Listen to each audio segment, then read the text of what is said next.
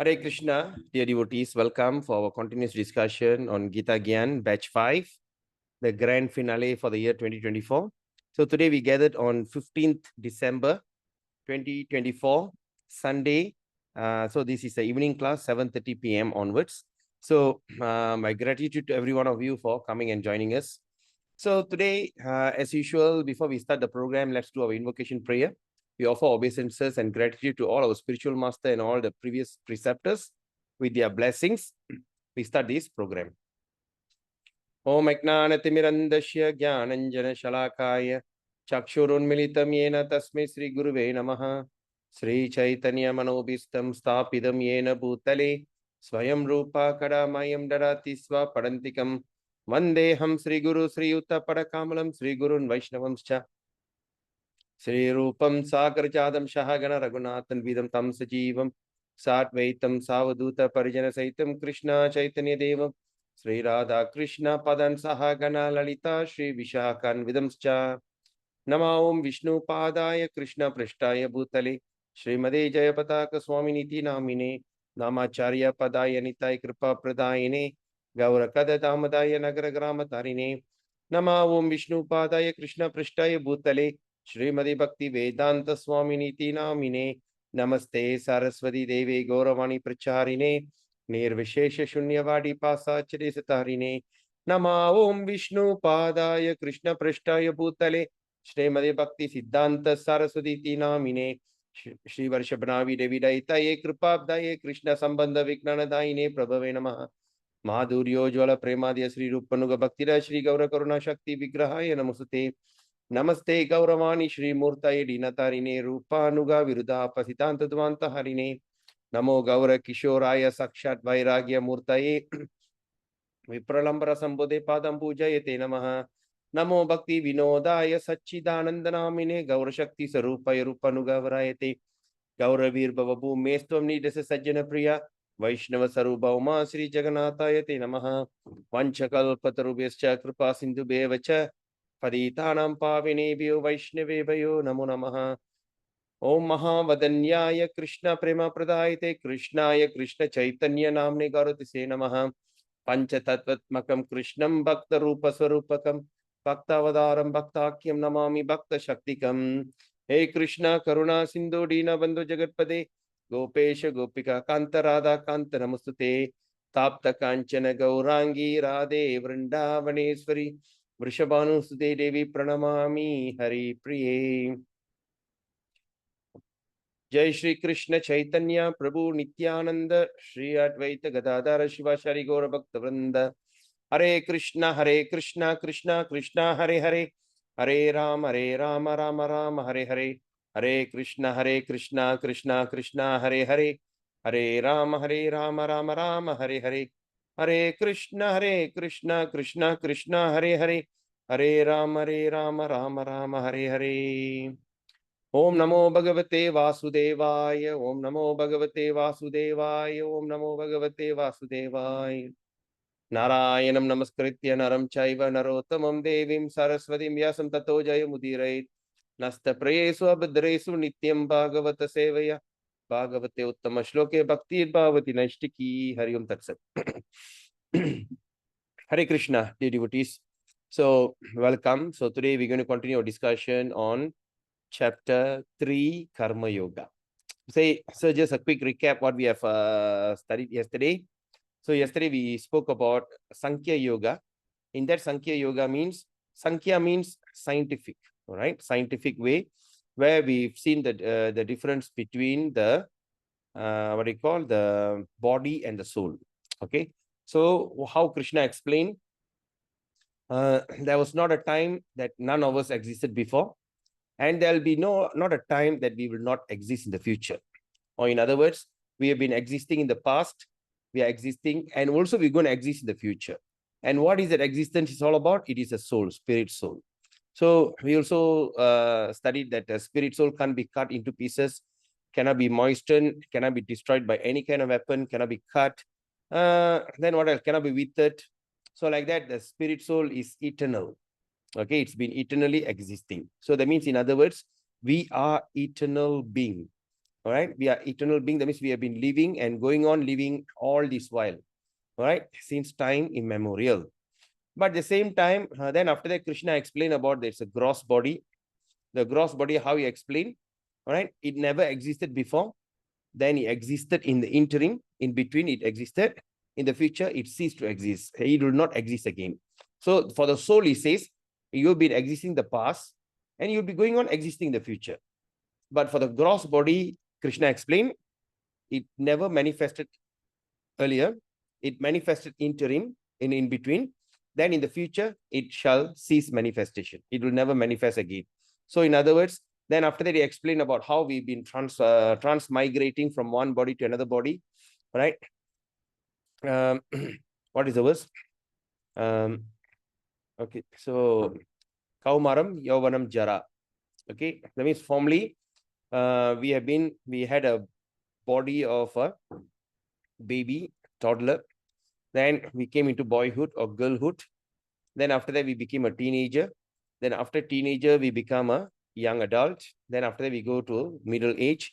Then we become a senior citizen until one day the body become useless. It doesn't function properly. So we will give up this body and go to the next body. We will accept another gross body because once this body is useless, just like our car, as long our car is in good condition, we would like to use, we will go on using it. But once the car becomes so useless, right, it start to give problem or a lot of trouble start coming. So the wise thing to do is to give up that car and go to a new car. Yes or not? So when the car can be, when the car will become useless, when the car start to give a lot of trouble after trouble, the leakage in the engine, the gearbox start giving problem, it's not functioning properly and it's jerking and all these kind of things. That's one thing that we give up that car. The second way that we give up the car, if the car met a bad accident, right? When it goes beyond repair, the car become useless. The insurance company will come and make it total loss. Okay, they just simply discard the car. You go to the new car. Similarly, for a human body, so what will happen when the body will become useless, when the body become very diseased, as long as it becomes so diseased and becomes, it couldn't be repaired, or due to accident. Accident, that means, say like the body become totally damaged, so we couldn't live in any longer. So what we do, we give up this body and go to the next body. This is called death. This process, we call it as death. Okay. Then after that, also Krishna explained about Buddhi Yoga. So how we should use our intelligence. So what is the intelligence is all about? So that we should do our job. We should perform our duty. We shouldn't like not perform our duty because of troublesome. And at the same time, we don't expect any result. Okay, we don't expect any result. So we don't expect any result. What does it mean? How can I just do something and don't expect any result? Krishna says you have no right on the result because you are not under control. In any attempt that we do in our personal life, even on our business life, or the result is not in our hand. The only thing that we can do is we try to do this thing perfectly. And up to that standard, we just follow the SOP. We try to follow and make sure that everything falls into a right place. But how the result going to come, it is entirely is not in our hand. Yes or not? Even in anything, in our business life, even when you do project, or even when you are studying in your education, right? You study the best, you go to the best tuition, you study or you try your best to study. But after your exam, the result is not in your hand. Okay, it's right. So it's like that. So that means what Krishna says, you just do your job and you have no right or entitlement on the result. So we shouldn't think, and also Krishna also explain, don't think that you are the doer, and don't think that that you are the cause of the result. Okay, just simply perform your duty. So like that. So and also another thing, that a quick recap, that we studied something very important yesterday, that I want all of you to remember this. That is, all of us are individual. So we are all authentic. We are all unique living entity. We are not a random human entity. We are not a random person. Okay. It is just like, oh, we are all same, equal, all these things. It doesn't make sense. Okay. We are not equal. We are not random, but we are authentic and we are individual. Okay. So what we studied, we are individual here. And at the same time, we will remain our individuality. We will never lose lose our individuality. We will never lose our individuality, right? So even we go back home, back to Godhead, or you go to this thing, you just go there and you still remain as an individual personality. Okay, it doesn't become. So like, for instance, like some says, you go and merge into the light and all these things. It is something which is totally not recommended. Okay, why it's not recommended, we will study this as we go on in our studies in Bhagavad Gita. All right, like some says God is formless, God is light. There's sometimes they used to sing this song, Jodi Jodi Jodi Suyam Jodi Jodi Jodi Arul. All right, everything is Jodi, everything is light. So when a person dies, it go and merge into the light. No, that's false ideology. But does it not exist? Yes, it exists. But of course, that is not a wise liberation that we all wanted. Okay, what is that? We will study as we go on, because we will explain to you, of course, in drawing, what is the spiritual world and that Brahma Jyoti, okay, the Jyoti that everyone wants to merge in. What is that? That is Krishna's aura, and how it comes out, and where do we stand, and all these things we will go on in our continuous studies in Bhagavad Gita. We will explain all that. Okay. So with that, um, with that update, okay, with that reflection, let's start today's program. So today is a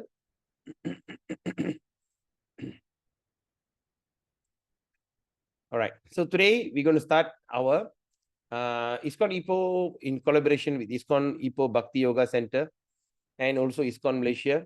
We proudly presents Gita Gyan, the essence of Bhagavad Gita. And today we're going to discuss on chapter 3.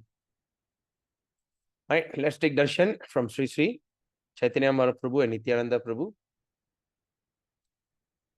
Today we dedicate our program to our founding Acharya of the International Society for Krishna Consciousness, A.C. Bhakti Vedanta Swami Prabhupada. We thought, at the age of 69, he left India and he went to the West and he brought up this wisdom of these Vedas, and he have translated into many languages. So therefore, that today we can understand and study Bhagavad Gita not in our native language but in English language, right? Which is never was heard of.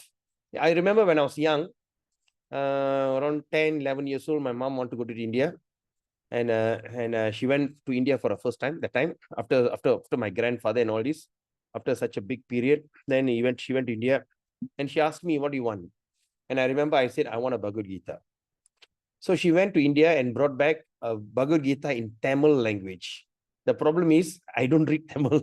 I speak Tamil, but I don't read Tamil. So and the thing was just lying there. I was wondering, where will there be a situation where we're going to have an English version Bhagavad Gita? But of course, later in the year 93, I found an English version Bhagavad Gita. Okay. And today the Bhagavad Gita is in many languages, including Chinese. In Chinese, there's two types of Chinese. That is traditional and modern Chinese. And Bhagavad Gita, there's a translation in both the traditional and modern English, right? So we dedicate this program to His Divine Grace. And also this program was inspired by His Holiness Jayapataka Swami Maharaj. He is the governing body commissioner and also a spiritual master. He always looking for ways and means how that he can go outreach program. How he always meditate on the way that how we can go and reach out to many people and give them the wisdom of Bhagavad Gita. And what is it? He's always in that meditation, right? So this program and was this thing, he was very inspired, and of course he inspired us. He's also my spiritual master, and also his glorious disciple, who is Anadi Jagannath Prabhu. We dedicate this program also to him. He created this program very nicely, and he used to sit with us every day at 7 a.m. to teach us how to go through these slides. Okay, so 7 a.m. in Malaysia means it's 4:30 a.m. in India. Yeah, 5-7. Yes. So he wakes up so early, sit with us, and teach us how to do. He was so dedicated devotee, but Krishna wants him more, so he took him back home, back to Godhead. But his effort is still lives on. Okay. So today we dedicate our program to His Grace, Anadi Jagannath Prabhu. All right, let's look at today's Gita Mahatmya or the glories of Bhagavad Gita. So when you look at these glories of Bhagavad Gita, it says like this: Maline mochanam pungsam jala snanam dine dine sakrit Gita mrita snanam sangsara mala nashanam. Okay, so jala snanam. Jala means water. In Tamil, we are called jalam, right? Jalam, water. That means bathing in a water. Sakrit Gita mrita. Gita mrita means Gita means Bhagavad Gita. Amrita means nectar. So Gita Amrita. So Gita Amrita. So the nectar of Gita, Snanam. Snanam means what? Bathing. Okay. Sangsara. In Malay, we call Sangsara, right? Sangsara means what? Suffering. You know, Sangsara. So in Sanskrit, we call Sangsara. So Sangsara, Mala. Mala means garland. Okay. Nashanam. Nashanam means what? Totally destroyed. In Tamil also we use the word Nashanam, right? Nasama pochi, right? Nasam. So totally destroyed. So you say Sangsara Mala Nashanam. That means, in other words, the garland of suffering totally destroyed, vanquished. All right. So now let's look at that translation in English. One may cleanse himself daily by taking a bath in water. Yes or not? We all are cleansing ourselves by bathing in water. But if one takes a bath even once, what Krishna says, if Adi Shankara says here, even one, if one takes a bath even once, at least once in your lifetime, in the sacred Ganges water of Bhagavad Gita, okay, for him, the dirt of material life altogether vanquished. So that means the dirt of material life. That means in material life, we are having so much of dirt. We have so much of suffering and all these things. So what is that dirt is actually all about? Okay, we'll study as we go on, right? So all the dirt, all that limitation in our life, because we are unlimited person living in a limited body. All right, we are a spirit soul, which is so unlimited. It will be existing all the while. It never get destroyed. But we have been sent into a limited body. And what is the limited? This is called, that's why we call as embodied. Like cage, the bird put into the cage, we call encaged. So embodied, that means the very powerful thing were kept in a limited body. Okay.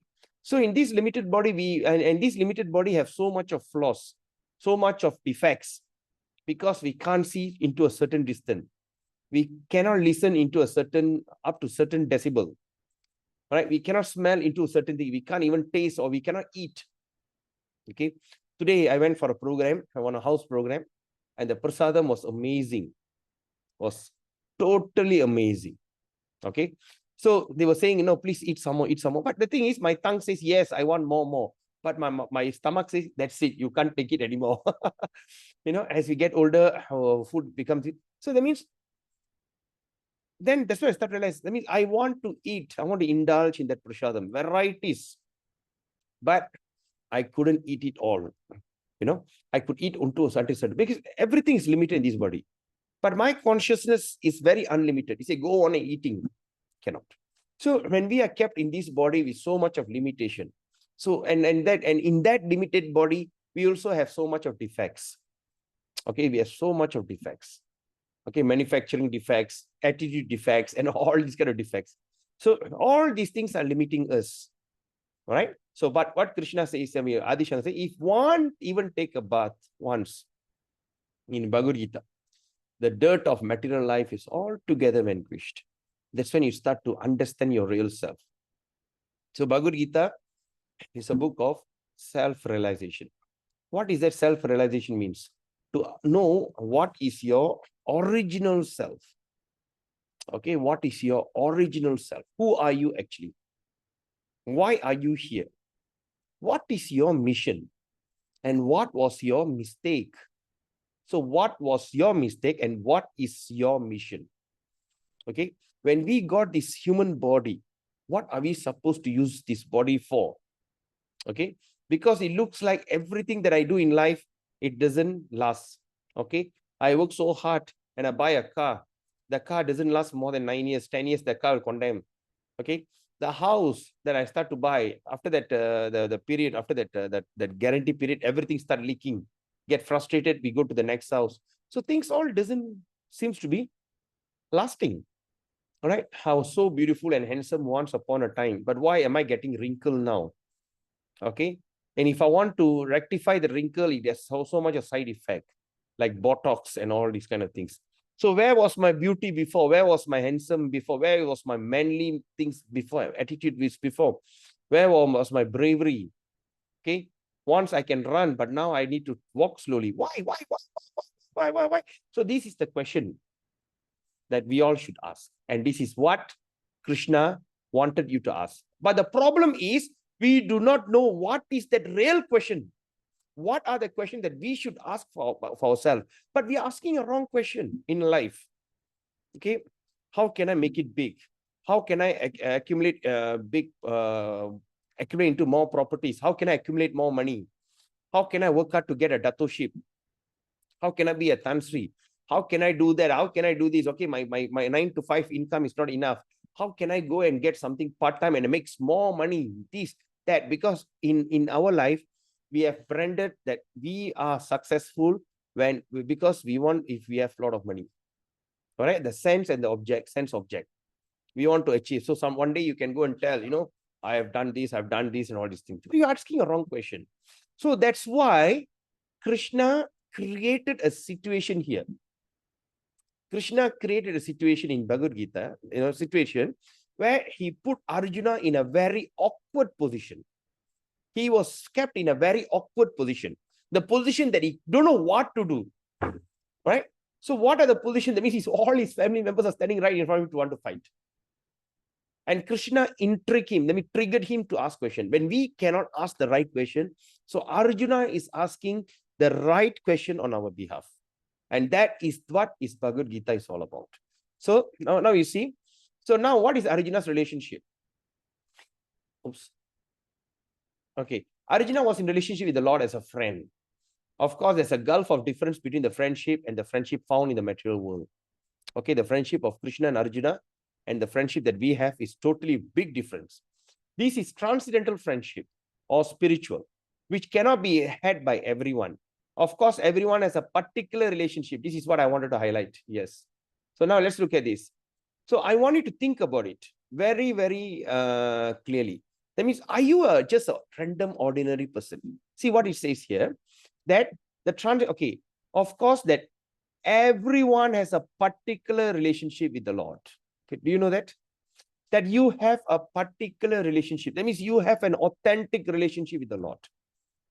Okay, you're not just a person. Sometimes we feel, oh, I convert, like for instance, like other religion, Abrahamic religion. Oh, I convert to that religion, then I start to feel God.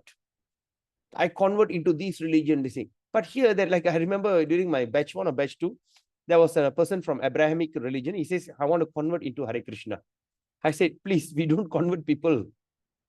This is not the conversion. What do you mean by convert? Like we have already explained, right? What is Sanatan Dharma? Okay, today I can be a Hindu, tomorrow I can be a Muslim, day after tomorrow I can be a Christian, I can go on changing my religion according to the time, place, come. That's not Sanatan Dharma.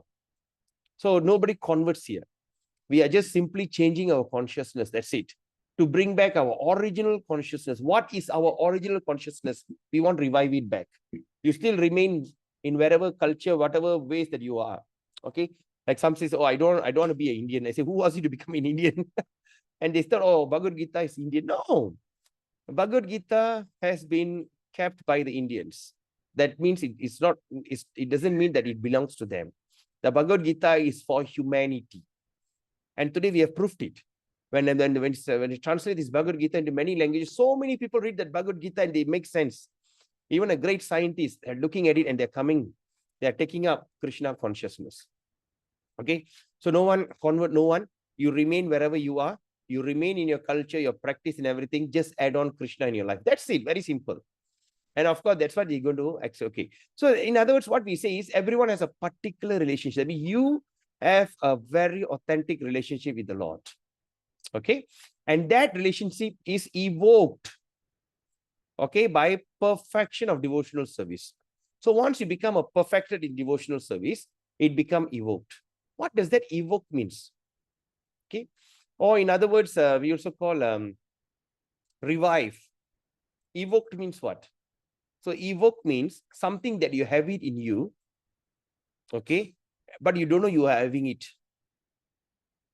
Okay, something that you have it with you, but you don't know, but you don't know that you having that potential.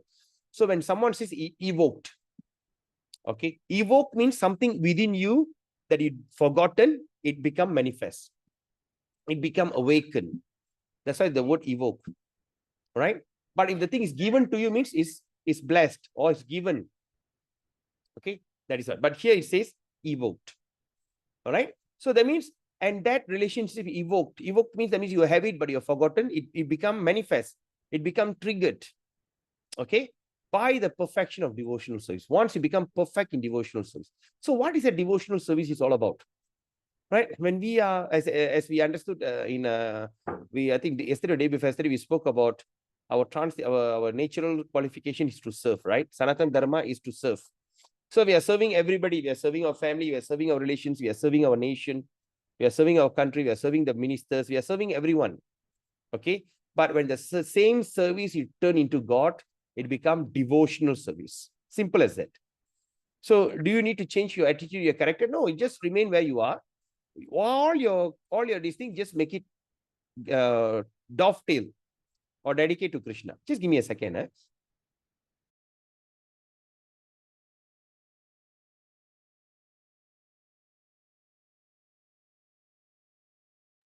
Okay, Hare Krishna. So that's the thing. So the devotional service, when you start to dovetail all these things to the Lord, it becomes devotional service. Very simple. But in the present status of our life, that means in current status, okay, not only have we forgotten, okay, the Supreme Lord, but we have also forgotten our eternal relationship. We have not only forgotten the Lord, but we also forgot our relationship with the Lord. So every living being, Prabhupada mentioned here, every living being. What does that mean? How do we understand every living being? So every living being, everything that is alive, from the cockroach, from the mosquitoes, from the leech, from snake, everything that is living. Okay. Out of many, many billions of trillions, that means out of many, many billions and trillions of living beings. That means there are, how many living beings are there? There are billions and trillions of living beings. Okay, just imagine even in the dog species itself, I've got so many species: Pekingese, Doberman, Alsatian, German Shepherd. Even in one dog species, there are so many varieties. Even in one human being, okay, how many varieties of human being? We got 4 colors. We got the color of yellow, red, brown, and black. Okay, and white. Okay, we have 5 colors. So white, black, red, brown, white, black, red, brown, yellow. Okay, yellow. So when you see that, or when you look at the world map, it's all plotted in different places. The oriental side, the place from China and all these things, including Malaysia and all these places, are the yellow people. They look yellowish. When you look at that, European side, they are all whitish. When you look at Africa, they are blackish. Then when you look at this certain part of the Eastern Europe and all, like Denmark, Sweden, all these things, they are reddish. You know, they all look red. When the sun shines, they turn into red. Okay, they have the reddish. And when you look at the Indian subcontinent, India, Pakistan, and all this Arab and all this kind of area, the middle side of that Asia, they all look brownish. So in human itself got 5 colors. Then, and in one particular human got different varieties. One with a straight hair, one with a curly hair, round eyes, flat eyes, sharp nose, flat nose, no nose, big ears, small ears, evoke, you know, evoke? You know, there's a kind of evoke, right? I used to use the word evoke because where? In Star Wars, there's a character called Evoke.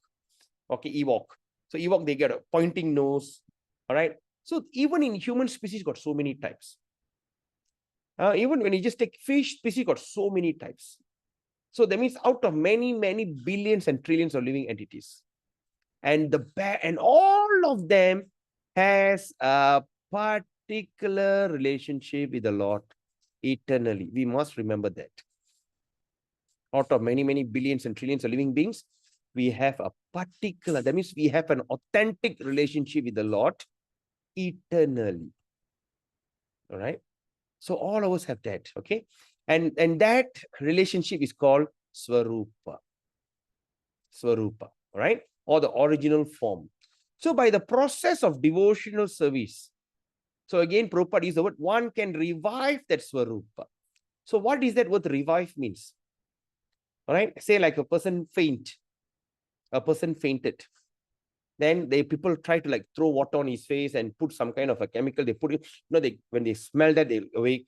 They try to do things to bring him back. So what is that process we call in English to bring him back? Okay. And that process called revive.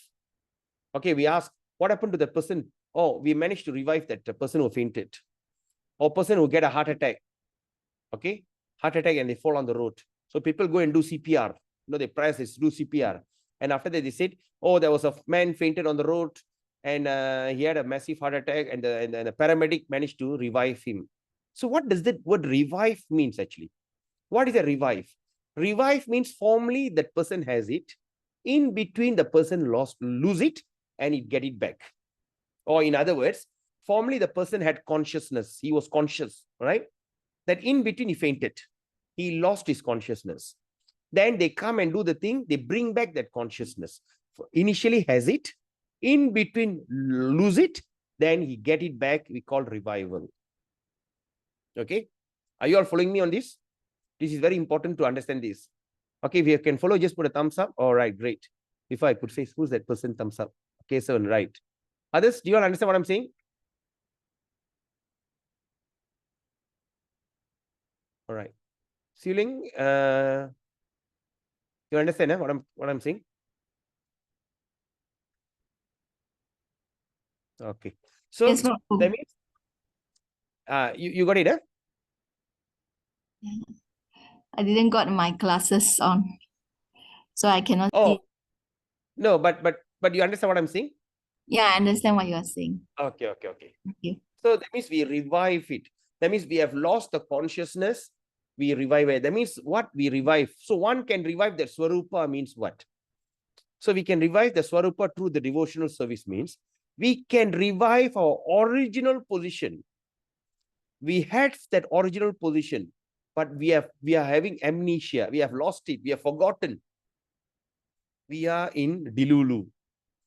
What is Dilulu? That means we are not in a direct mind. We are in hallucination. We have amnesia.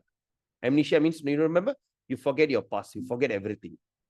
So by doing that devotional service, we could revive that, your original position. Okay. And that stage is called Swarupa Siddhi. That means addressing or realizing your original self.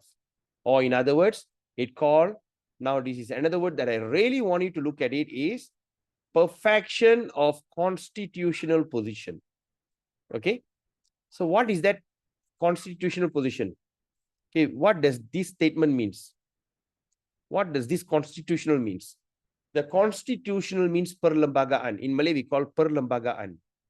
When a country is built, first thing they'll make a constitution. Once the constitution is done, you can never change that constitution. You can never change it. Okay, like in Malaysia, what is the constitution? That everybody are given freedom to practice their religion and faith. Okay, but at the same time, the religion of Islam has to be taken care. Right? In this country, Malaysia, we are allowed to have a Chinese medium school and Tamil medium school. Even though whoever comes in between and says we have to destroy, we have to close down this vernacular school like Tamil and Chinese school, it cannot happen because it's already in the constitution. Once the thing is written on the constitution means nobody can change that. Okay, that's why we call perlembagaan. In Malay, we call perlembagaan. So that means what we understand from your Prabhupada is totally genius. The choice of word that he used is amazing. He said that if we can revive that Swarupa. So when we revive that original form, and that is called Swarupa Siddhi, your original form, which is also called the perfection of one's constitutional position. Constitutional means your original position. You have your origin in somewhere, so you can revive it back. Okay. So Arjuna was a devotee and he was in touch with the Supreme Lord in friendship. Okay. So you all, you have any questions here before we move on? Okay, you all got it, eh? So shall we move on? Okay, great. Okay, now let's look at this chapter 3. The chapter 3 title we call as Karma Yoga. So we must understand what is karma and what is yoga. We all think that karma means something, oh, we do good, I get bad, and all this. So karma means activity. Okay, activity. Example, we are sitting here talking online is called karma. Okay, tomorrow you're going to go to work, it's called karma. Karma means activity in Sanskrit. Okay, activity. So sometimes good karma means good activity. Bad karma means bad activity. Even in our life, when we do something good, we get back good. When you do something bad, we get back. We get back the bad stuff. But the most important karma we understand is activity. And what is yoga? Yoga means it's not a stretching exercise. You know, you stretch your hands, stretch your leg, you know, you dance, Zumba, you know, the yoga center. That is false. Yoga means linking yourself with God. Any activity that link yourself to God is called yoga. You all follow me on this? So yoga means it's not an exercise. The meaning of yoga, linking with God. Okay. The process of linking with God, we call it as yoga. So far, so good. So, but why did those days they call that yoga in yoga means exercise? Because even in Vedic system, the yoga they do, it is also linked with God. All right, they call what they call Surya Namaskar. First thing in the morning, they used to do this Surya Namaskar. Okay, when they just send that right in front of the sun, they do this 1, 2, 3. But that is just by worshipping Lord Surya. Okay, so everything, even the exercise also was dedicated to the Lord. Okay, but of course, as we go on, as time goes on, they all start to feel that yoga means stretching exercise. But we all understand yoga means what? Linking yourself. So karma yoga means how are you going to link your activity through the spirituality. So far, so good? Okay, great. All right, now let's look at this.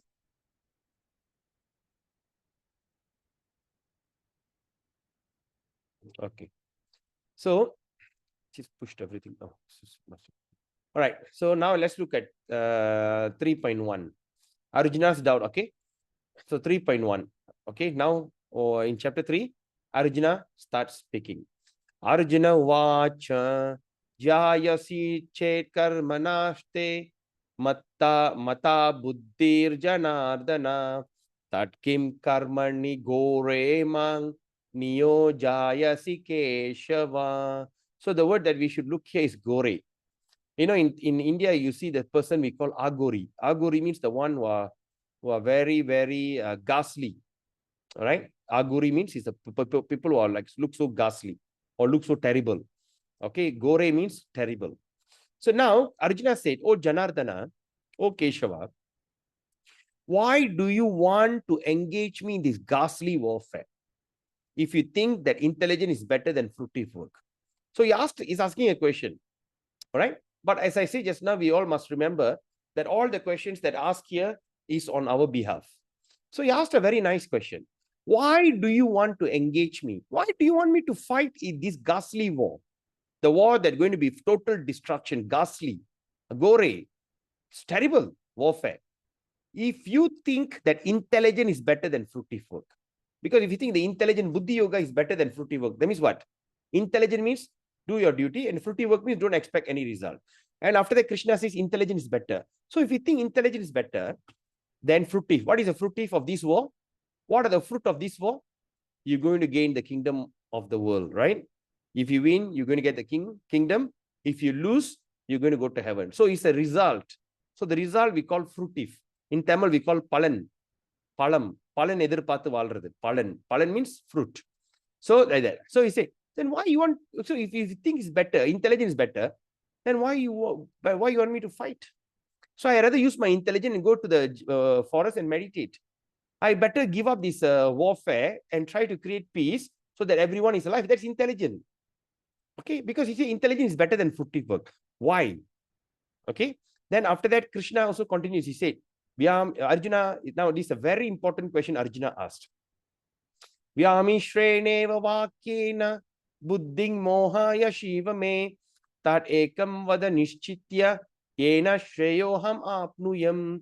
See, vyami shreneva, varieties. Okay. Vakyena means the speech. In Tamil, we call vaku, right? Vaku kudukuradu. Vakyena or speech. Buddhim, my intelligent, moha, confused, Shiva me. Tat ekam, tat, therefore, ekam means one. Be specific. Vada, nishchitya. Nishchitya means what? In Tamil, we call nichiyam, nichiyamaga. Or nishchitya means decisive, come to the point. Okay, or affirmative. Yena shreyoham apnuyam. So now Krishna says, Arjuna is saying in this verse, it's like this. My intelligence is bewildered. Okay, Vyami Shrene, okay, Buddhi Moha. So my intelligence bewildered. Bewildered means what? I couldn't think straight. I'm confused. By your equivocal instruction. What does that mean? Now you're telling this, and then you're telling Buddhi is better than intelligent, and intelligence is better than Buddhi, and all this equivocal. That means you're not giving a straightforward information. Okay, my intelligence is bewildered. That means, in other words, I'm confused by your equivocal instruction. So then Arjuna is asking, saying, therefore, please tell me decisively. Okay, Nishchitya. Decisively, then make a decision. Tell me decisively. Go straight to the point. Okay, make it a point. Which will be the most beneficial for me? He's asking, so which is the most beneficial? So in other words, Arjuna is not asking, give me the suggestion or tell me the difference. No. Or give me your opinion. He says, please tell me decisively. First, the word decisively, and second is most beneficial for me. So now when you look at this purport here, of course, this is the first time all of you are looking at the purport, because previous slide, previous batch, I've never spoke about this purport because I find this purport is very, very important. So I just added in. So those devotees coming for this revision is a big advantage for you. All right, now let's look at this. It says in previous chapter, as prelude of Bhagavad Gita. What is prelude means? Introduction to Bhagavad Gita. So what happened? So many different paths were explained. Okay, so many different paths were explained. Example like Sankhya Yoga, Buddhi Yoga. Sankhya Yoga, there is the scientific. Second is Buddhi Yoga, intelligent. Then of course, we also spoke about control of senses by intelligent. And of course, we also spoke about work without fruitive desire. And also the position of the neophyte. Position of the neophyte means the person who are not a devotee or an ordinary person. What is his position? Okay. So this is all presented how? Unsystematically. The word is unsystematically. Okay. All this was presented like Roja, here and there, unsystematically. Okay. So a more organized outline on the path would be necessary. Okay. For action and understanding. You all get this? That means a more organized outline, a better, by organizing it, okay, is very necessary for action and understanding. So Arjuna therefore wanted to clear up these apparent confusing matters. Okay, he wanted to clear up all this confusion that we have read in chapter 2. So that, why he did that? So that any common man could accept them without misinterpretation. Okay, so people don't misinterpret. So just give them systematically and straightforwardly, and people can read and understand as it is, without any concoction or any kind of speculation. So although Krishna had no intention of confusing Arjuna by any jugglery of word, okay, so he was not, Krishna don't have intention to confuse Arjuna with jugglery of word, means the play of words, simply play with words. So, but Arjuna could not follow the process of Krishna consciousness, either by inertia or by active service. Inertia means what? Remain idle. Or active service means being active. So he could not follow the process. In other words, by his question, what happened? He is clearing the path of Krishna consciousness for all students who seriously want to understand the mystery of Bhagavad Gita. Okay, you all follow me on this? So now he's just saying, so that's what the 3.2 he asked the question. Can you give me decisively and can you give me systematically what I should know and what I distinct? So like that. Okay, this is very important purport in 3.2. All right, let's look at 3.4. After all this questioning, then Krishna is speaking now. Shri Bhagavan Vacham Na Karmanam Anaramban Naishkarmya Purusho Shnute Nacha Sanyasanat Eva Siddhing Samadhi Gachati. So Krishna is saying the personality of Godhead said. So why we always use the word personality of Godhead? The personality of Godhead means Bhagavan. The Bhagavan translation into English is called the personality of Godhead. All right. Lord Sri Krishna said, not by merely abstaining from work can one achieve freedom from reaction, nor by renunciation alone can one attain perfection. Okay, now let's look at this. So what we understand from here. So what Krishna says, not by merely abstaining from work can achieve freedom. Okay, from reaction. At the same time, nor by renunciation alone one can attain perfection. Okay, so how we can understand this? Okay, let me put it in a simple English. The Krishna says, not by merely abstaining from work. Like sometimes they say that because Arjuna doesn't want to fight. I hope you all have read that chapter 2. Huh? If you have studied the chapter 2, you understand what I'm saying. Because Arjuna doesn't want to fight. Arjuna wants to go to the forest. Arjuna wants to be a mendicant. Arjuna wants to be a yogi. He said, I doesn't want to fight. Let them have everything. You know, he said, he doesn't want to fight. Let them kill me unarmed. I want to go into the forest and meditate. I want to give up. You know, let them, you know, all this example is telling. So that's why Krishna is answering like this. He said, not by merely abstaining from work. That means just by not doing your work, okay, the one can never achieve freedom. You all follow me on this? By not working, one can, not by merely working. That means by merely not working, one can never achieve freedom from reaction. Sometimes they say, okay, I don't want to work, so I'm not going to this thing. So I'm not going to achieve the freedom. Example in our, say, like daily life, there's a conflict. There's a conflict and two parties are fighting, but you know that you can solve the problem, but you say, it's not my problem. I'm abstaining from that. So by staying away from that problem, it doesn't mean that you can get freedom from that problem.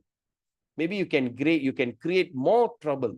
If only if you could interfere and do the things, you may solve the problem. Like sometimes they say, you know, they let them fight, it's none of my mistake, none of my problem. But by abstaining, you're going to create. So that means not by abstaining from your problem, you can never achieve freedom from reaction. At the second time, by renunciation. What is renunciation means? By staying away. All right. That means by taking sannyasi or be a monk like that. So by doing that, one can never attain a perfection. So everybody says, okay, I stay away from problem. So I'm okay. No, you still get reaction.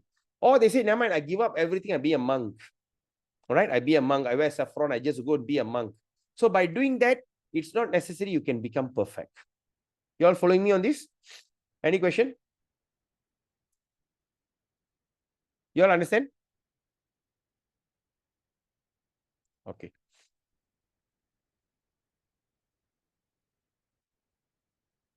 All right. So then after that, Krishna continues 3.5. Nahi kaschit shanang api jatu tistatya karma krit karyate hyavasha karma sarva prakritir jair gunai. So Krishna says here, everyone is forced to act helplessly. So every one of us are acting helplessly according to the qualities he has acquired. So what? So does things happen by coincidence to us? Okay. Is it everything is coincident in our life? So now we understand from here. Everyone is forced to act helplessly. We are all helpless in this world, right? We want to do something, but sometimes we can't do it. Sometimes we become the victim. Sometimes we say, because we are so helpless. So everyone is forced to act helplessly. Why? According to the qualities he has acquired. So that means everything that we are going through now, it is something qualities that we have acquired. It is a decision that we have made in our life. This is how my life is going to be. This is how my this thing going to be. So all of us are acting helplessly. Okay. Example, when you refuse to study, okay, you study, that's a decision that you made. But after you come out from school, you struggle to get a job. Okay. You are very helpless. You try to go and look for a job, you cannot get. You can get a job, but you're not paid properly. You're not paid well. Who to blame? Right? Sometimes we may have some bad habits, right? A way we this thing. No? Then we have been practicing this. Suddenly we have come down with any kind of disease. Oh, why God did that to me? No. All these things we are acting. Once we have decided where to go, we are helplessly. We have been forced to act helplessly. Through the qualities that we have acquired, it is never happened by coincidence. It's all our decision we have made in our life. Okay. So now the qualities here Krishna mentioned is what? So according to the qualities he has acquired from the what? From the modes of material nature. So what is that mode of material nature that you are deciding upon? All right. There's a 3 modes of material nature, which going to be the big topic from chapter 12 onwards. We're going to speak about these 3 modes of material nature. It's going to be a very big topic. Okay. Until chapter 18, Krishna will be explaining what is the 3 mode of material nature. But now he's just giving an introduction. So now he's according qualities he has acquired from the modes of material nature. Okay. Mode of the nature. Therefore, now Krishna is saying, therefore, okay. You see, therefore, no one can refrain from doing something. Not even for a moment. Therefore, no one can refrain. That means no one can just simply stay idle, doing nothing, even for a moment. So all of us are somehow or other, we are engaged in doing something. Okay. Let's look at the next one. But after that, 3.6, Krishna also explained this very nicely. Karmendriyani sanyamya ya aste manasa smaran indriyartan vimuddatma mityachara sa uchyate. So now he says, one who restrains the senses of action. Restrain means what? He controls the sense of action. Okay, action. Okay, restrain, that means control. But at the same time, the mind dwells on the sense object. Certainly deludes himself and is called a pretender. Krishna says that. What does it mean? Okay, wants to restrain the senses. Now I said, I want to be a monk. I want to restrain my senses. Okay, like sometimes, when people are fasting, right? When people are fasting, when they do some kind of things, they restrain their senses, but the mind is dwelling. Okay, like for instance, quite common, especially among the Indians. Oh, Friday is vegetarian. So they just wait until midnight. After midnight, yes, now it's already midnight, so I can go back. At night, they go and look for a nasi kanda or what? They just eat something. All craps, all rubbish. So this is the thing. So that means you are restraining your senses, but your mind dwells in that subject. Okay, I restrain myself, be a monk, but in my mind, I'm thinking about having a car, having a life, having this. Okay, that's what it meant. So this is called, he always cheated, deludes himself, he's cheating himself. And he's called a pretender. Okay, a real life example I saw a few days ago. There was on a very pious, famous Buddhist restaurant in Ipoh, vegetarian. So I went there to get some breakfast for my son. So when I went there, I saw a group of monks. I think they are Taoist monk, all wearing a kind of a gray color dress, all shaven head. Of course, they had that beard. So they all have taken up the path of monk, being a monk. Okay. But this monk come there and they eat and everything, but went out, I saw them like all puffing away, smoking away. And I remember once in Ipoh, there's a place called, in Kolakangsa Road, there's a place we call the Sleeping Buddha. It's a very famous temple, a Sleeping Buddha, very old Thai temple, Thai Buddhism. So once I went there, I saw a monk was sitting there and smoking right in front of the temple, inside the temple. All right. So this is what they call. So they have taken up this path, but at the same time, the mind dwells in that. He's actually cheating himself, just like pretend. Okay, now let's look at this guy here, this monk here, right? He's a monk. Okay, so you see a saffron cloth. And this is kamandulu. Kamandulu means this is the thing that always the monk carries. Because the monk walks, he carries water, the kamandulu. Okay, that's one of the things of kamandulu.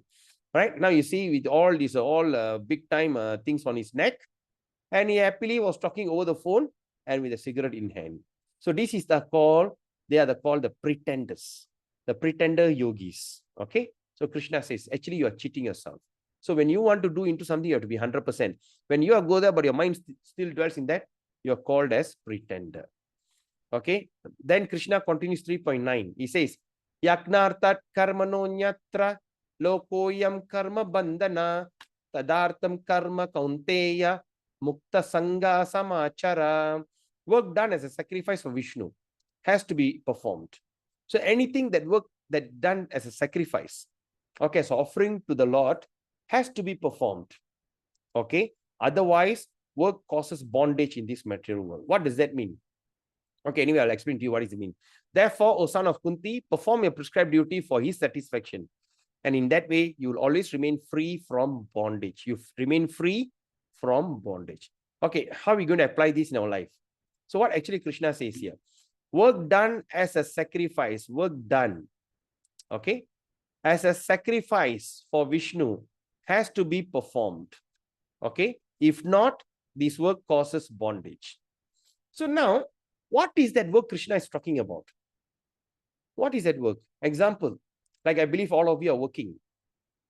Okay, let's see who are the people. Example I can take. Sivling Mataji, you are working as what? What is your job? I'm mainly as a housewife. Oh, you are a housewife. Mm. Have you worked before? Yes. I'm a therapist. Therapist. Like what? Like counselor. That means you're not doing therapies like you're massaging and all this. That means you are more into counseling. Yes. All right. Okay. Example. Okay. Mental Now. health. Yeah. Sorry? Mental health counselor. Oh, mental health counselor. Great. Okay. Now, say like, okay, now Sivling Mataji, she's a mental health counselor. So she has a patient that comes to her. So the patients, whoever comes to her, they might have some kind of trouble. Okay. So maybe the patient coming out of depression, out of frustration, and with suicidal tendency and all varieties of attitude and mindset, they are coming there, right? So now, Sivling Mataji is giving counseling to them. Okay, you say, no, you just think about it, nothing will happen to you. Now, all this kind of whatever counseling that she does, right? So now the question is that counseling is spiritual? Is that counseling is devotional service? All right? Is that counseling is devotional service? Can anyone or Mataji, whoever would like to answer that? Say, like, for instance, a patient that comes to me, I'm talking to the patient, you have this, you have that, just check out, trying to inspire her or him. Is that a devotional service? Is that service, it is spiritual? Is that job is spiritual? What do you think, Swiling Mataji? Swiling. If I'm doing it as a sacrifice for Krishna. Wow. Okay. You have hit the bullseye. Okay, how about others? What do you think? Jnanam, Jennifer Tan. Okay. What do you think? Is it a devotional service? Regina. Okay, I think they all understand. All right. Okay, let me answer. Okay, see, she is doing a work for, she's taking care, she's handling the patient and everything. That is not devotional service, because the person that she's talking, I don't think so they are even a devotee, right? They are maybe from any of these things, So is that devotion? No. But what happened? So the fruit of that counseling or therapy, the fruit, she does something and she get paid for that. Okay, she get paid for that. That's a fruit of her activity. So what she does, she take the fruit of that activity and she sacrifice for Vishnu. Sacrifice for Vishnu means she dovetail or use that money that she earned from her job for devotional service. When she used that money for the sake of devotional service, So what happened?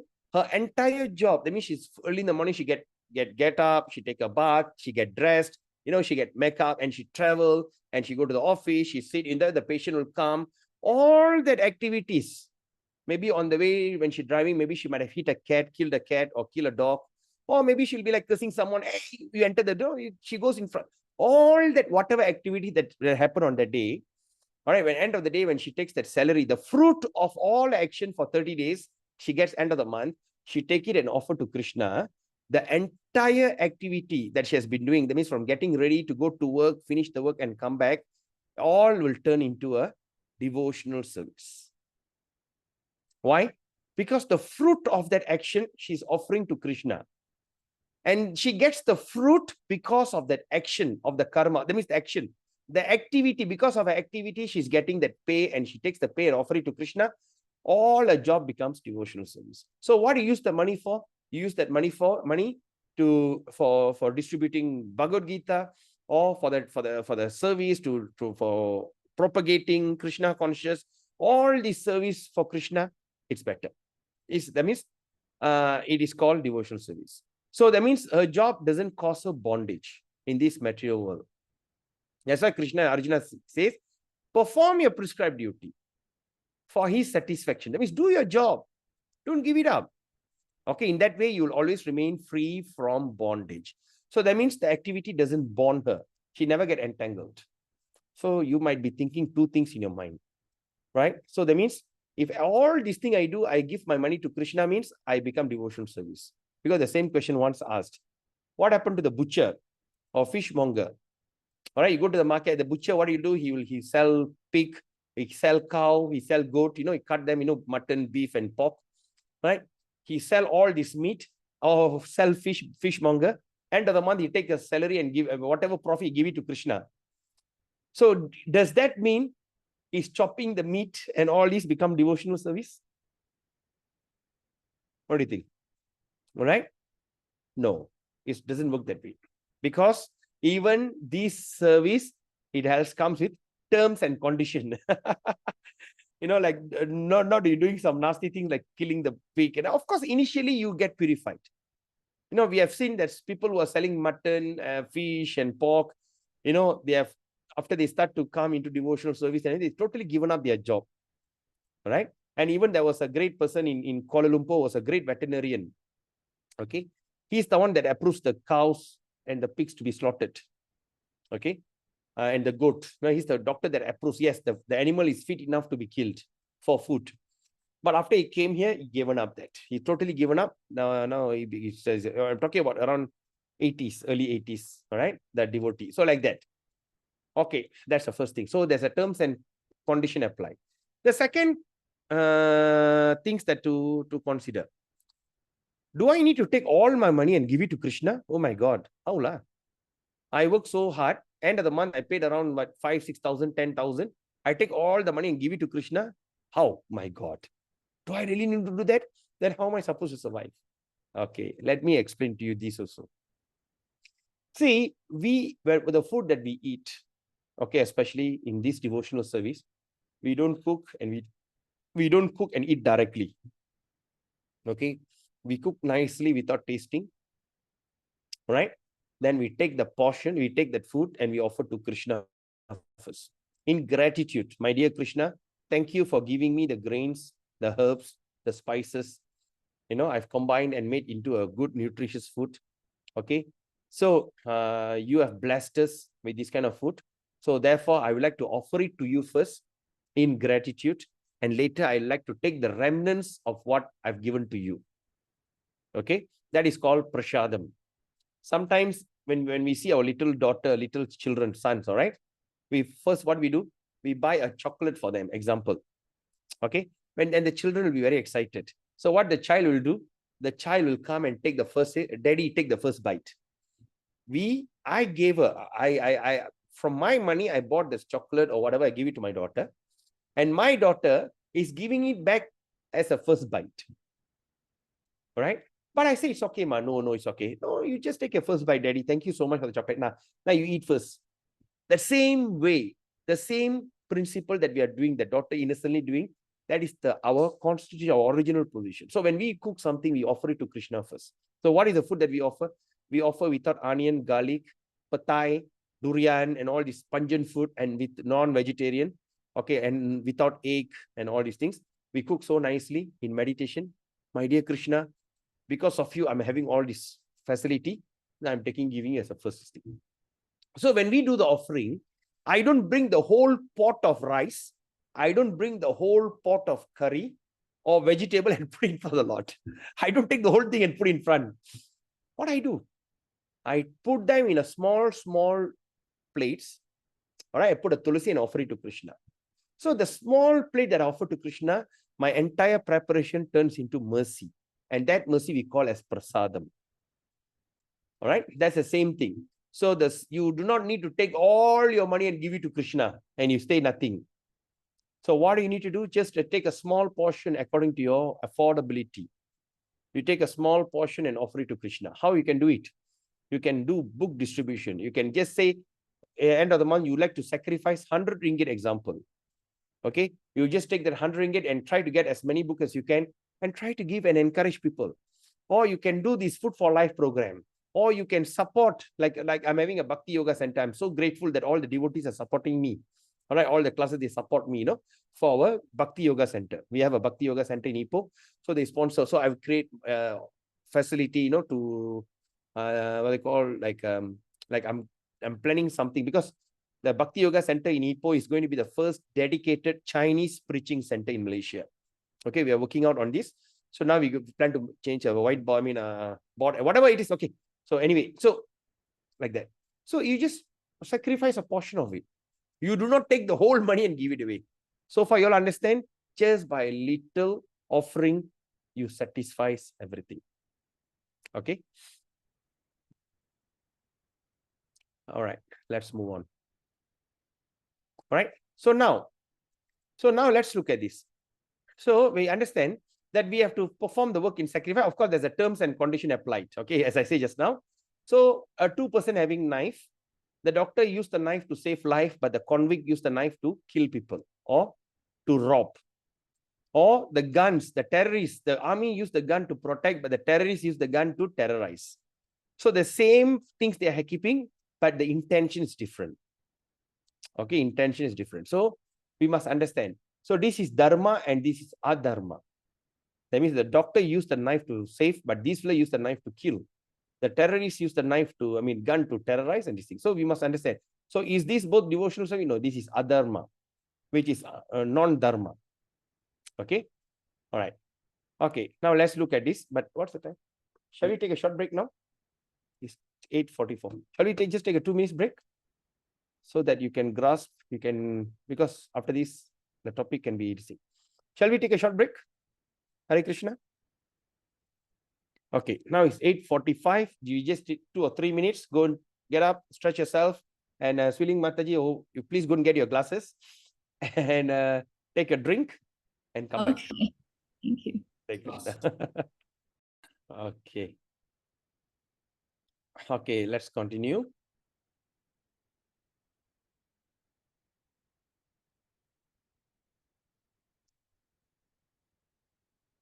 Okay. So in 3.10, Krishna said this. Sahayakna praja sristva puro vacha prajapatihi anena prasavishyadvam esha vos stvista kamaduk. So in the beginning of the creation, okay, in the beginning of the creation, the Lord of all creatures sent forth generation of men and demigods. Okay, first he created human, and of course the devas, the demigods, along with sacrifice for Vishnu. Okay, along with the sacrifice for Vishnu, and bless them by saying, "Be thou happy by this yajna or sacrifice, because its performance will bestow upon you everything desirable for living happily and achieving liberation." So when first created, okay, first he created a human being, then after that he created the devas and all these things, and after that he also created a sacrifice for Vishnu. So what is a sacrifice for Vishnu? Everything that we do, we offer it first to the Lord. And by doing that, he says, be you all happy. All right. Because this kind of sacrifice will create everything that desirable for living happily and achieving liberation.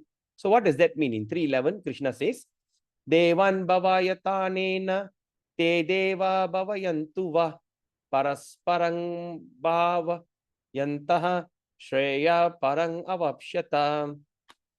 So the demigods, being pleased by sacrifice, will also please you, and thus by cooperation between men and the demigods, prosperity will reign for all. So what does that mean? Say, like for instance, everything that we do, we need to be grateful. Okay, like for instance, we are getting rain from Indra, the sun from Surya. Okay, and the money from Lakshmi.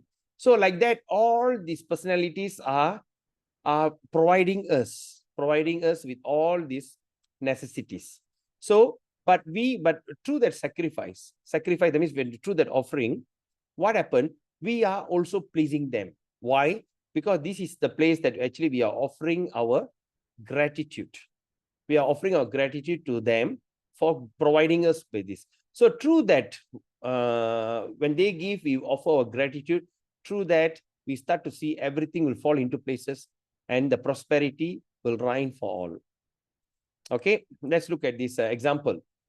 Annat bhavanti bhutani pranyat anna sambhavaha yaknat bhavati parjanyo yakna karma samudbhava.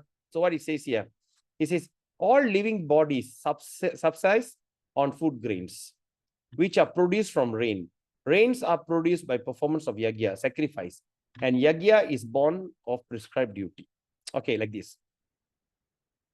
So every living entities, they live on grains. We need to eat rice, dal, nuts. Okay, through the grains. Okay, example, when we, even in our daily diet and everything, okay, what are the food that we eat the most? We eat the rice the most. Or you think, oh, I like to eat bread, and the bread also made from the grains.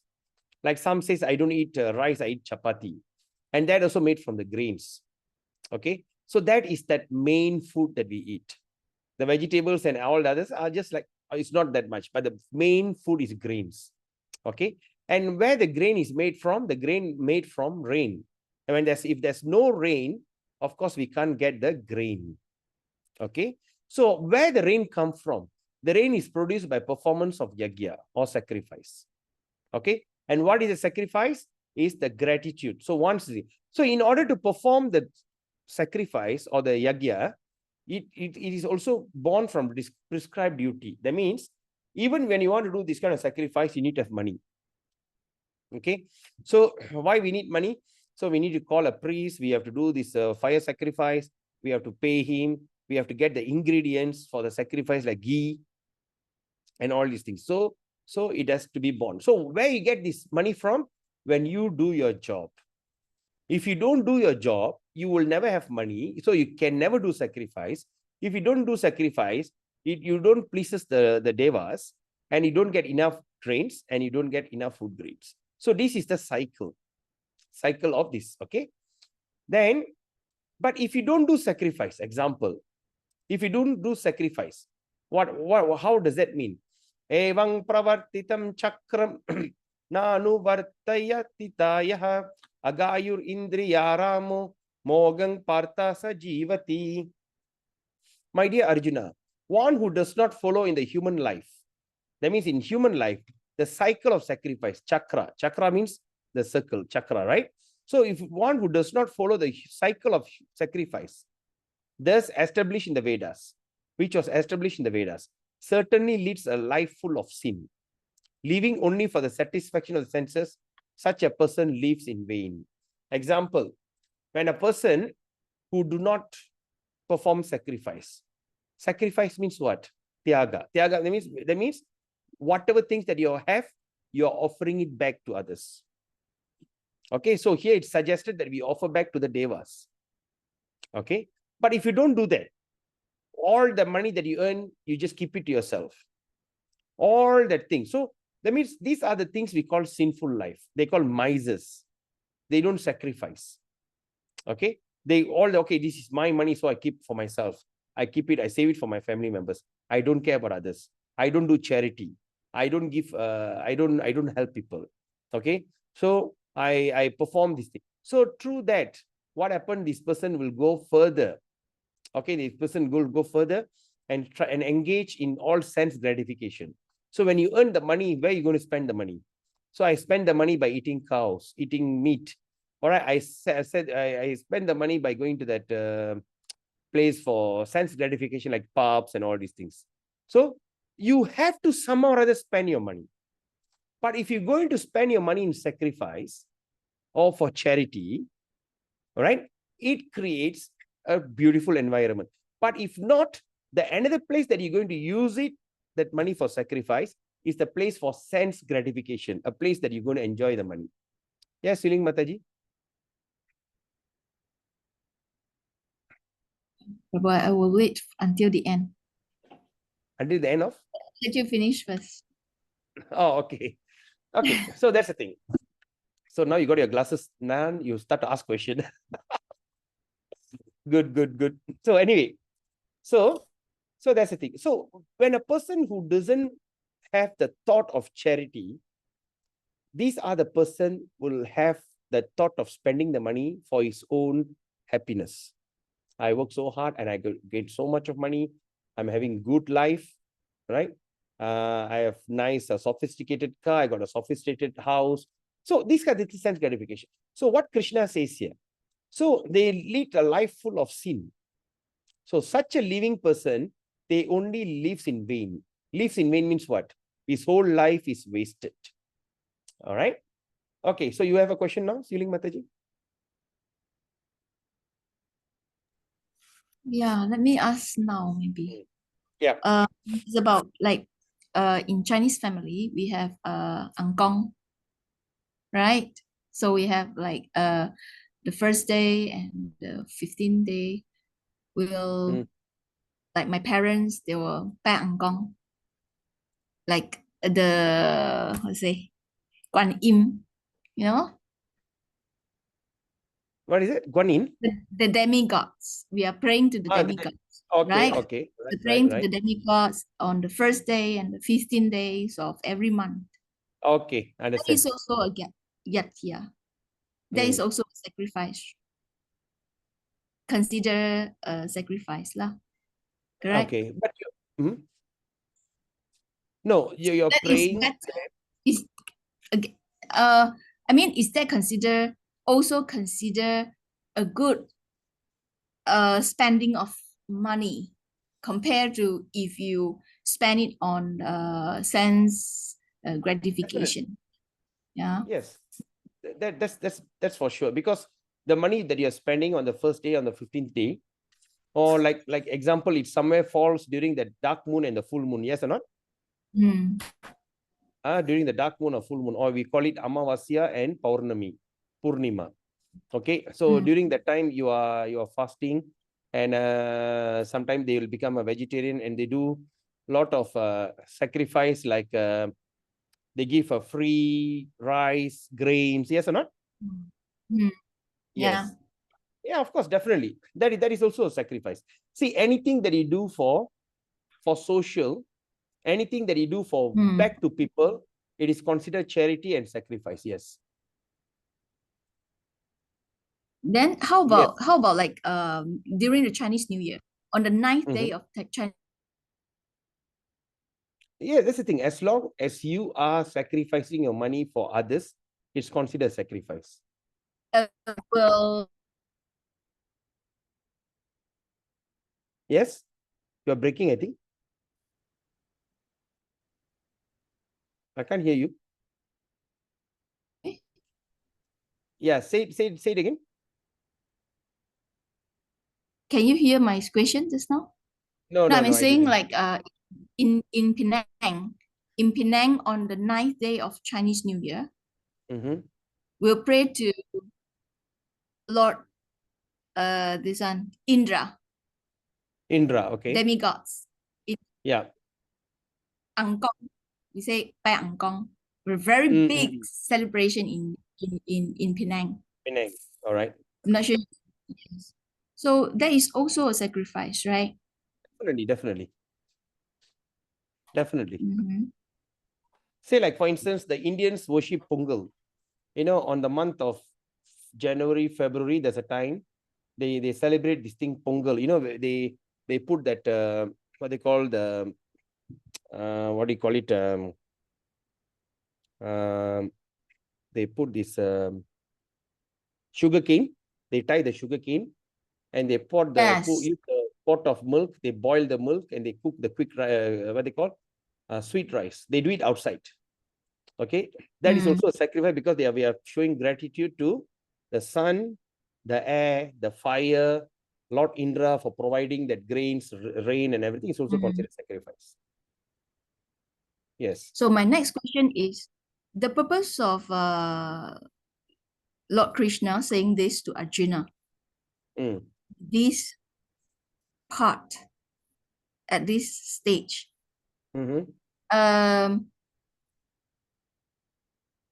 Is actually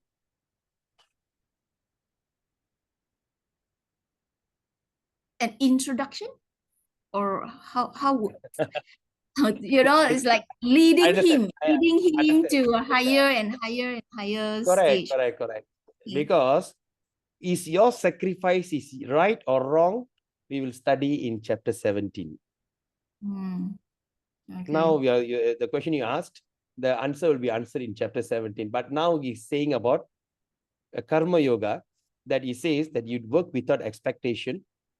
So whatever result, whatever fruit that you're going to get from that, or whatever fruit of that activity, money, you have to sacrifice for Vishnu. If you don't sacrifice to Devas, to the demigods, and also to Vishnu, if you don't do that, you're going to utilize for sinful life. Okay. So because it's starting slow. So as a devotee, are we still like, if in our family we are doing that, our parents are doing that, so are we worship together or do the sacrifice? I understand. The answer will be answered in that. Okay, so let's wait until. Yes. Okay, that's a nice question. Yes, anything that you're going to use that money for that person. Say, example, now I use that money to give grains to the poor and all this. Of course, it's also sacrifice, charity. But it is always better that we do the sacrifice or the charity to the person who gives you. So that you see the Devas, the Indras, and all these people are providing all this facility for you. So when you please them, that means you say thank you to them. No, this is what I get it from you and I'm giving back to you. You pleases them more.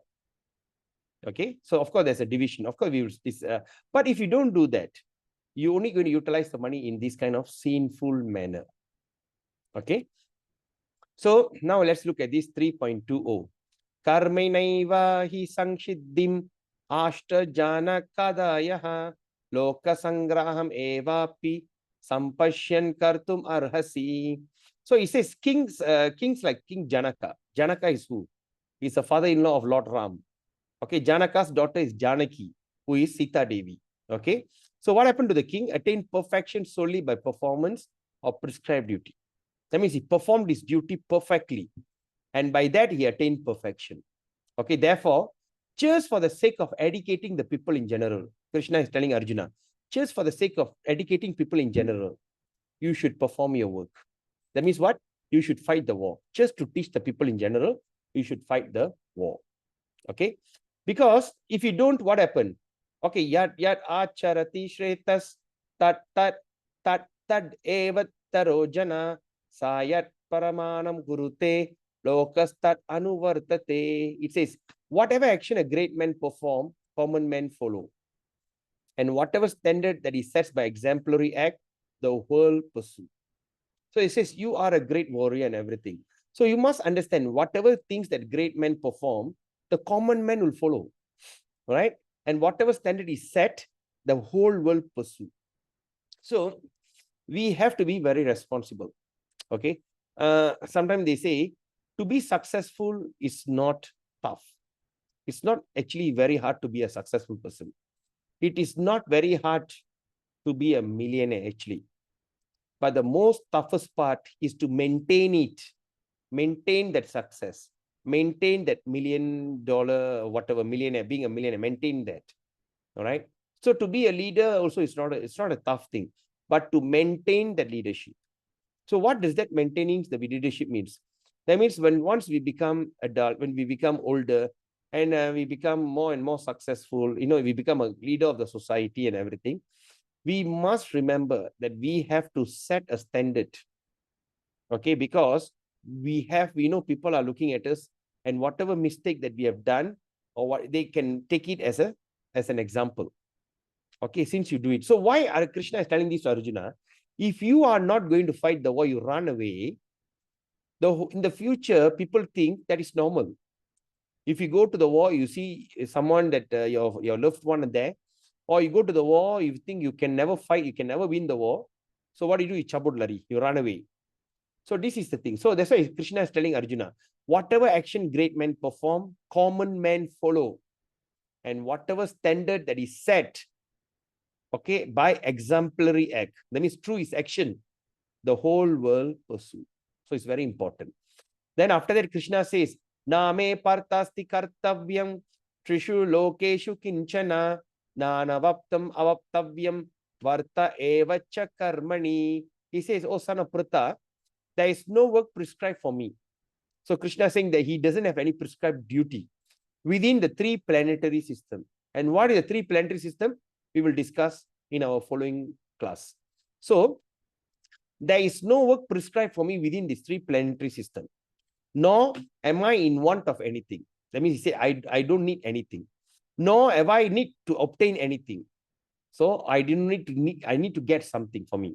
And yet I'm engaged in prescribed duty. So Krishna says, first of all, there's no prescribed duty in 3 planetary system, upper, middle, lower. There's no duty for me. Okay. At the same time, I'm not in want of anything, or I don't need to obtain anything. But even though all this, and still I engage in prescribed duty. That means he still perform his duty as a king or Dwaraka. Okay. So then after that he says, Yadi hyaham na varteyang jatu karmanya tandrita mama vatmanu vartante manushya partha sarvasha. Manushya means human. Manusya, even Malay we call Manusya. So if I have ever failed to engage, Krishna says, even if I fail to engage in carefully perform my prescribed duty, O Partha, certainly all men would follow my path. So even if I fail to do so, that everyone will follow my path. So this is one example that you can see the photo here, right? There's a Sudama who is Krishna's classmate. Krishna, when he was in Gurukul, or when he was in the school, he had a friend called Sudama, Brahmana. So the Sudama is a very poor person. Okay, he couldn't find his ends meet. He go and beg. He couldn't get enough. He couldn't feed himself, feed his family. He's extremely poor. So the wife always tells Sudama, why not go and approach your best friend Krishna? Your best friend is actually the king of Dwaraka. Why not go and approach him for a help? But he always refused. No, I will never ask anyone. Until at one moment, their situation becomes so dire. Okay, in the dire situation where he couldn't do anything, he have no choice, and he went. But he went, he said, I cannot go empty-handed. I need to take something with me. All right. So the only thing they can find in their house, a little cheap rice. The kind of rice, the cheap rice. Okay, cheap rice.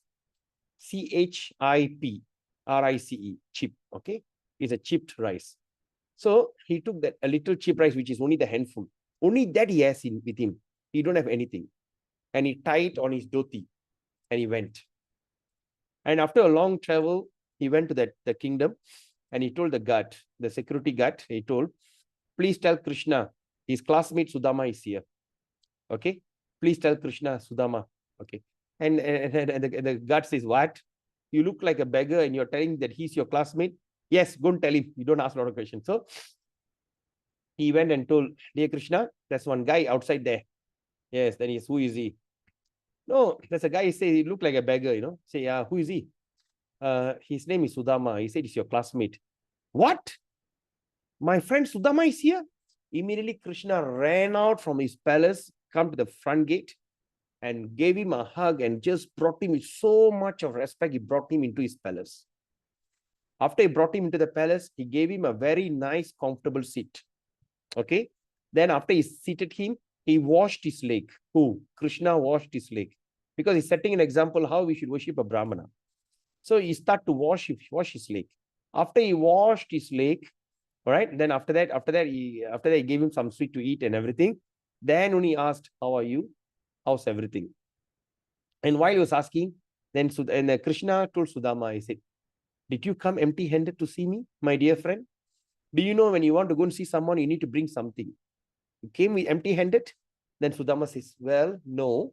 Then he saw in that dhoti, the little cheap rice that has become like, because of his sweat and the what they call the rain or whatever it is, it became moist. So when the thing become moist, means it become like so lacquate, so like stick. And he just took the thing. He says, well, you brought me cheap rice. He immediately took the cheap rice and started to eat. I said, no, it's dirty. He said, no, you just take a first bite. Then after the second, take a second bite. When he wanted to take the Rukmani, his wife stopped him. He said, if you're going to take the third bite, all of us have to move to his house.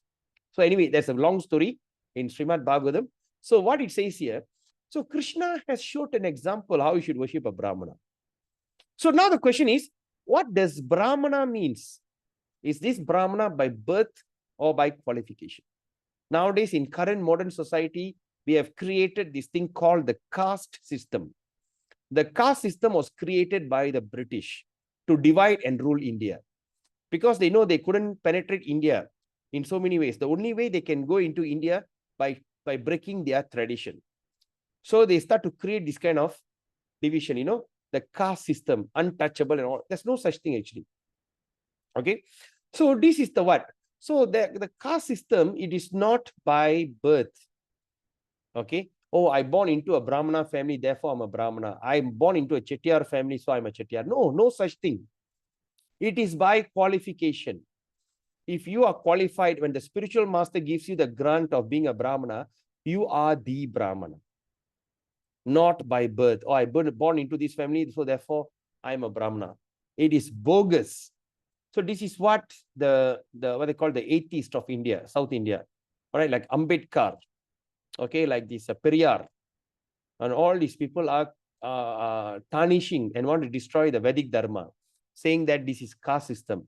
So as we go on in the entire Bhagavad Gita, you will start to see where do Krishna explain the caste system. And I'm still wondering, this Ambedkar, the man who created the Constitution of India after the independence, he said that caste system exists in Bhagavad Gita. We're going to refute all this argument. The caste system is never existed in Bhagavad Gita, because Krishna says, by birth, everybody in Kali Yuga are Shudras. But through the qualification, once the person can become a Brahmana. It doesn't matter, despite his birth from any kind of background. Okay, if he can upgrade himself, right? So this is some of the things. So we must understand. So the word Brahmana here means, what does Brahmana means? A teacher or a pure devotee. Okay, Brahmana. Brahmana means a teacher. Okay, a teacher or a spiritual person. So when you say a word Vaishnava, Vaishnava means it's a pure devotee of the Lord. So there's terms that we must understand. So here the Brahmana means is the pure. So we should worship our teacher, our spiritual master. So that's a standard that actually Krishna set. How you should worship a Brahmana. Okay, again, let me tell you again for the record. Do remember, the Brahmana, Kshatriya, Vaishya, Shudra, whatever is this, it is not by birth, it is by qualification. Even in our modern life, we have seen a person who are extremely poor rubber tapper son could become a great doctor. At the same time, we also have seen a great doctor's son can end up be a drug addict. I think Suling Mataji should have seen all this environment, right? Do you agree with me, Suling Mataji? As a therapist, totally. Yes. You see, all that the person, a successful family, their children will be very depressed, right or not? Right. Yes. So that's the thing. Oh, you know this well. Yes, my wife is a psychiatric pharmacist, Tanjiramutan. Ah, okay. She works in TR hospital as a psychiatric pharmacist. She's a specialist in that pharmaceutical, psychiatric pharmacy. So Sometimes she say, if you really want to see a big cast in Ipoh, you come to Tanjaramatana Hospital, mental hospital. You see all the rich men's children, all very far. They all are so depressed. So now that's what we are saying. It doesn't matter. You can be born in a great family. I've seen a great doctor in Ipoh, very legendary doctor. Until that private hospital pays him 1 million ringgit minimum bonus every year. Despite his monthly, annual bonus, in the private hospital, they give bonus to the doctors, right? These particular doctor are given minimum 1 million. And because of him, the entire hospital, he is a very, very famous, well-known doctor. But what to do? He has 2 sons, and one son became a total failure, another son became a drug addict. So that's the thing. So a person who born into the family of Brahmana, but his qualification becomes so low, he can be classified as the low attitude. At the same time, a person, and you know what, the doctor was formerly the son of a rubber tapper. And he became one of the doctor in Ipoh, but the son became the terrible. So it's like that. So it's all doesn't matter by birth. It happens by qualification. Please do remember that. All right. So now 324. In 24, Krishna says, Uchideyur ime loka na kuryang karma chedaham sankarasya cha kartashyam upahanyang ima praja. If I did not perform my prescribed duty, Krishna says, if I don't do my prescribed duty, all this world will put into ruination. The whole world become ruined because I would be the cause of creating unwanted population. Because if you don't follow, everyone start to follow his style, right? So you're going to create unwanted population. And I would thereby destroy the peace of all living beings. Okay, I'll be the source of the destruction of all living beings. So in other words, the example that Arjuna said, if I were to kill these people, what will happen? I'm going to create unwanted unwanted population, because all the men dies and all the women are going to bring up the children in a wrong way, and through that is going to create unwanted population. Varna Shankara. So now, but what Krishna says, you're going to create Varna Shankara if you don't perform your prescribed duty. So Krishna says, I myself, I am doing this prescribed duty. If I don't do this, this is what going to ruin the entire future. It's going to create unwanted population. Okay. Then the purpose of Bhagavad Gita is mentioned in 330. So what is that purpose? He's giving an example here. Mayi sarvani karmani sanyasyayat sanyasyadhyatma chetasa nirashir nirmamo bhutva yuddhasva vigata jvara. He says, therefore, O Arjuna, surrendering all your works unto me. After he's explaining about all this, now he says, surrendering all your work unto me with full knowledge of me, without desire for profit, with no claims to proprietorship, free from lethargy, fight. So now, what does that mean? So Krishna says here, okay, what did he say? Surrendering all your work. All right. So Krishna is saying that. So he's also like telling us, surrendering all our work to Krishna.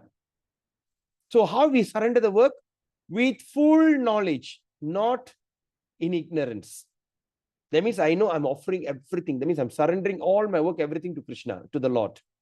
So he says, with full knowledge of me. All right. You have to know me. Do you know what am I like? So full knowledge means, so you must know about him. Okay. Then after that, Krishna says, without desire for profit. Or if I give it to you, what will you give back to me? Right? Sometimes that's what the deal that we used to like to do with the Lord, right? We go to temple, we go to church, we say, okay, now I do for you this. What am I going to get? All right. So I do this. So dear Lord, okay, now I'm going to do this. I hope you can fulfill my desire on this. So that not like that. So without profit, without desire for profit. At the same time, with no claims. Okay, no claims to proprietorship. Oh, I am doing this. No, it's me. It's my thing. Okay, sometimes when we offer something to the Lord, to the temple. Okay, example, I've seen. What example I can give? When you offer something, Okay, example, okay, I got a car. I give it to the temple, now you use the car. So after some time, I come and see the car is not properly maintained and everything. I cannot take the property. See, I give you the car, you didn't maintain properly. No, that's my car, you know. It doesn't work. So once you give everything away, it's not no longer yours. So with no claims of proprietorship, that's why you're giving it. Okay. And after that, Krishna says, free from lethargy. That means what? Lethargy, lethargic. That means you have so much of confusion, so much of depression. Free yourself from all these things. In that thing, what Krishna says, fight. Okay. So that's the thing. So let's look at this now. Arjuna's reason for not fighting in chapter 1, text 28 to 30. All right. And compassion for friends. Okay, first is compassion for friends. So how Krishna defeat that argument? Compassion for eternal soul is self-realization. So that means when you have compassion for your eternal soul, that means you are the person, you better take care of yourself because you have been passed through this life so many times. All right. That is self-realization. Okay, not compassion for friends and relatives. Now, number 2, no enjoyment even if victorious. Okay, he says, if I victory, if I don't have family members, what's the point? But Krishna defeats his argument, says in 237, happiness comes from prescribed duty. When you do your job, your prescribed duty, that's when the real happiness is. Then Arjuna says in 36 and 38, chapter 1, 36, 38, says, painful reaction. So in 238, Krishna says, fight for the sake of duty. Because it's your duty, for the sake of it, just fight. And Krishna says, Arjuna says 39 to 43, verse 39 and 43, destruction of family tradition. He says, I'm going to destroy the entire family tradition. But what Krishna says in 324, he says, Varna Shankara is caused. Varna Shankara means unwanted family, unwanted population, or the destruction is only caused by not fighting, but not by fighting. If you don't fight, you're going to cause this Varna Shankara because people are going to follow your footsteps. You're going to create so much of wrong example in the future. Okay, but not by fighting. So by fighting, you can do that. Okay. When you see in those days, during the Vedic time, the people fight face to face and they fight with another party. Okay, that means if I'm the commander, I fight with another commander. Okay. But when the Muslim invaders came to India, what did they do? Right? They fought the war until the king surrenders. Oh, sorry. Just I surrender. I'm so sorry. Just let me go. And that the kings of in Vedic system, when a person surrenders, plead for mercy, he have to be forgive him. All right. So what he did? Okay, now you better behave yourself. Get out from my country. Yes. Then he turned back and walked. When he turned back and walked, what this Muslim king did? He took the knife and stabbed him at the back. So the backstabbing became a norm, started by these kings. And because of that, now until today, the backstabbers have been becoming, especially in warfare. So, and during that Civil War of America, and all at the time, they used to fight face to face. Even the invasion, when the British came and invade India, China, and all the countries, they fight face to face. Okay, they stand face to face, they shoot, then they are just another floor will shoot, and some of they fight face to face. But as time goes on, what happened? They start to hide and shoot. Hiding and shooting is not something distinct. So when someone start to create this thing, gun, he said, why I need to die there? Why not I hide and shoot? Okay, they all hide and they see the flood, they shoot. Then after that, they all go and hide among the family, among the town. So they, when they go to fight like World War I, they need to destroy the whole city because all the soldiers go and hide. In other words, they used to say the word hide under the skirt. They go and hide behind the women and children. So when the opposition party, they couldn't find them, they just drop a bomb and kill the entire, they start to drop the bomb in the town. So it's another wrong thing. And now there's another famous thing happen. They call sniper. They hide for around 300, 400, 4-5 kilometers away, right? 3-4, I mean, it's actually 4-5 kilometers away, right? 5,000 meters. From there, they got a glass and they see from far, they aim, pang, they shoot. Sniper. So nowadays, there's no more bravery. People are hiding and shooting. And now there's another warfare came, the robotic warfare. They're creating a robot that can go into the war and start fighting. So all that's why we must understand, as we are becoming more and more advanced, we are becoming more and more degraded. They're creating more and more weapons. They're creating more and more of sophisticated bullets that can penetrate about 2 feet thick wall. It can penetrate the wall. All these kind of things happening because someone started it. When someone started it, it started to continue. All right. So that's the thing. So one example, like for instance, we all never thought that all these discussions of Bhagavad Gita all will be start to happen in Zoom platform. Right. So the Zoom was created by this guy from China. He created the Zoom. Then after he created the Zoom, what happened? He said, okay, now all of you sit at the comfort of your home, still can do your job, and a real life discussion. Okay, you can record it, you can upload to the YouTube and all these facilities. Wow, looks so good. Then after that, when someone started to give a lecture on online, they start to work online. So it becoming like more and more people are getting more and more isolated. But in there's a con, there's something which is not good. But on the positive part, this is something very interesting. Okay, I could be able to connect with that Mataji from Penang. I got a person here from, okay, Rajina Mataji, she's from Kampa. Sadguna is from KL. Then Jennifer Tan, I'm not sure where you're from. K7 is from Ipoh. Okay. Dasaradan, I think Dasaradan is also from KL. Right. Sometimes I have devotees from India. We got a devotee from India, US.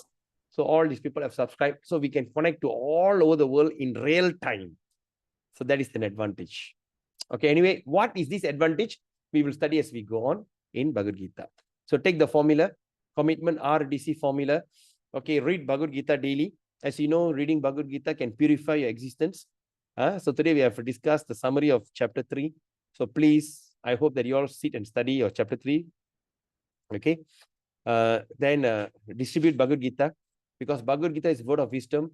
It's the only source to solve the problem in humanity. Okay, what is that? We will study as you will understand as we go on in the following chapters. Okay, and also chant Hare Krishna. Please chant 16 rounds. You just try and see the amount of happiness and peace of mind you're going to get. Okay, other than that, there's a lot of artificial way of getting happiness, but this is the natural way. Chant Hare Krishna, Krishna Krishna, Hare Hare, Hare Rama, Rama Rama, Hare Hare, and experience the huge transformation happening in your life. It is something which is amazing. Try it at least. Okay, try it at least and start to see whether it works on you or not. Okay, and tomorrow, okay, so tomorrow we're going to discuss on this transcendental knowledge about Krishna and how to approach a spiritual master. Okay, because tomorrow is going to be the divine knowledge. Right, so we open for Q&A. Is there any questions, any comment? And before I forget, I would like to update you. Tomorrow morning, tomorrow class, we're going to do it in the morning. Okay, tomorrow start back morning session. So tomorrow we're going to have the discussion at 9 a.m. to 11 a.m. Okay. And for those who have not subscribed to my YouTube channel, please subscribe the YouTube channel, because starting next year, I'm going to do this detailed Shastra study.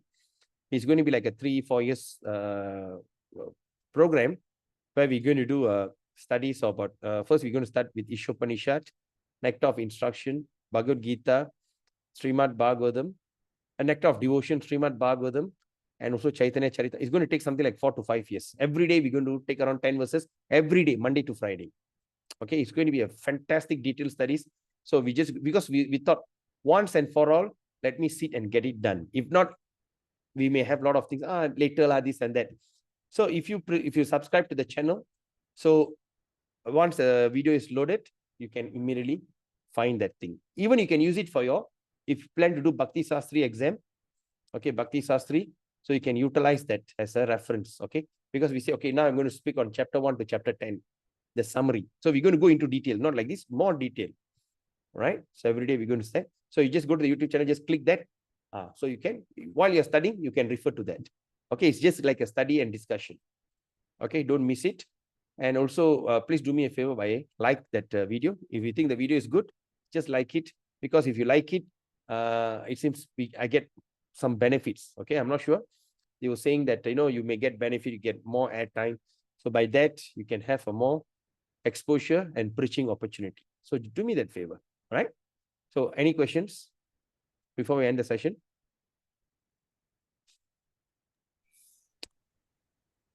Okay, if there's no question, Thank you so much for your time.